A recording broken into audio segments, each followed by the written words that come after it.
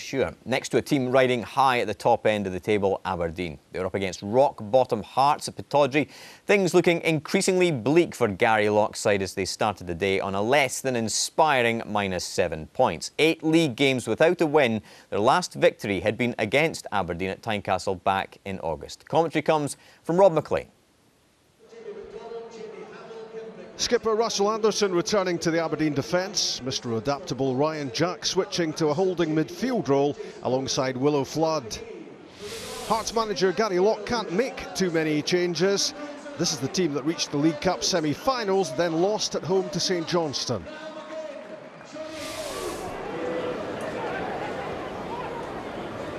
Kevin McCarthy on the attack.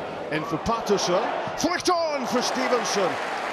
And stretching out a right leg to make the save, Jamie Langfield for Aberdeen. Barry Robson's corner kick. There's Niall McGinn! Aberdeen ahead midway through the first half. Hearts didn't deal with the corner. Hector got a touch and it dropped very invitingly for McGinn. Jamie Hamill with the shot. Barry Robson blocked it, and he's going to get a yellow card for encroaching. Disputes it, but he did take a couple of steps forward. Robson, Flood's replacement, slides it through for Pollitt. Skipping away from Danny Wilson's challenge, and then firing the ball across goal. That was close. In from Robson. Up goes Zola. Considine, shot blocked. Hector off the line by Dylan McGowan. Screams for a penalty from Aberdeen. Took a deflection and reared up in the direction of McGowan on the goal line, appearing to strike him on the face. Barry Robson, prominent for Aberdeen. Pollitt trying to drive through, keeps it alive for Niall McGinn. Real pressure on the Hearts goal. That came off Jordan McGee, and that's a penalty. And that surely struck the back of McGee. Ian Browns couldn't have had a better view. It's Niall McGinn, saved by MacDonald. Really good goalkeeping. And maybe justice done. Michael Hector's throw. Hearts looking to break with Jamie Walker. Jason Holt bundled over by Robson, and there's going to be trouble. It's going to be a second yellow card for the midfielder. He looks aghast, but he will have to take the long walk, and Aberdeen are reduced to 10 men. In from Danny Wilson. There's David Smith with the hook shot. And it's touched over by Jamie Langfield. Good effort from Smith. McGinn's touch. Johnny Hayes fires it in. Scott Vernon. Almost making an impact off the bench, Vernon. A neat touch. And a neat save as well from Jamie MacDonald. Danny Wilson is the target, his header down. Jamie Walker is round, Jamie Langfield, and it's 1-1 at Pittodrie. No one reacted quicker here than Walker.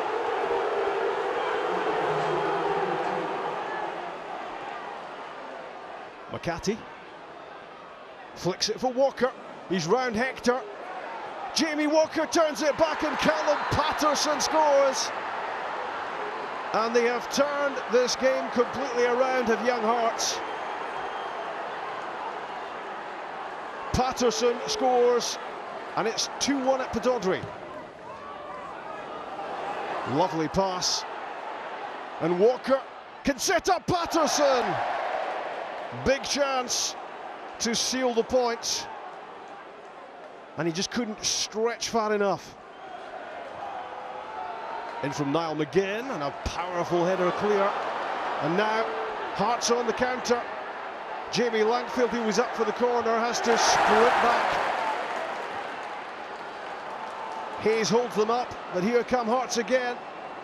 And it's Ryan Stevenson with a blockbuster to finish things off at Pittodrie. And the comeback is complete. And Hearts have beaten 10-man Aberdeen. It's 3-1. I thought it was a fantastic performance, you know, especially second half. You know, obviously the sending off changed the game a little bit, but you know, I felt every time we went forward we looked dangerous. And you know, we had a little inquest on Monday morning last week because we weren't happy with the second half performance, but you know, the players responded fantastically today. For me, the handball on the line from McGowan, the boys get 5 or 6 yards before the ball kind of flies up at him. Whether it's hard for him to get his arm out of the way or not, he's half a yard from the goal line. That has denied us a goal, and it should have been a red card and a penalty kick. There are no doubts about that. I've watched it again, and it was a key moment in the game. Well, there were a series of penalty incidents during this match. Stephen Thompson and Stuart Lovell will be the jury.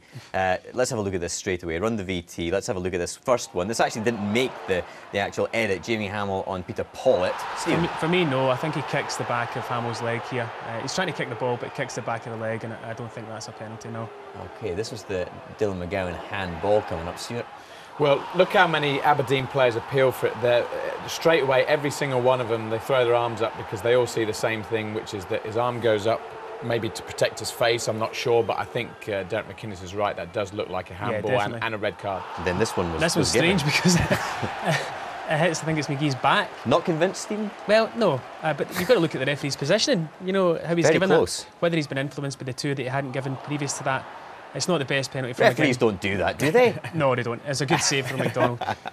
But yeah, you can see why Derek McInnes would be disappointed with the second one. Well, Derek McInnes was also full of praise, I think, for the Aberdeen performance. Said that, you know, especially in the first half, they played really comfortably and very well. And obviously, they went down to 10 men. The Barry Robson sending off pivotal in this match, would you say, Stuart? Absolutely, no question. I don't think Barry can have any complaints with this because there's a set rule that the referees are told that if a player encroaches, and don't forget it's direct, so he's not allowed to come within 10 yards. That's a nailed-on yellow. Yep. I think this one, I have a lot of sympathy for Barry. He's actually trying to check his stride and let the guy go. And I know that the refs are told to book players for when a player has impeded someone for a promising attacking move. But you've got an Aberdeen player here right in front of him who's going to maybe... He's trying to get out of the way almost, Barry. I don't see that as a yellow card. I think that's very harsh.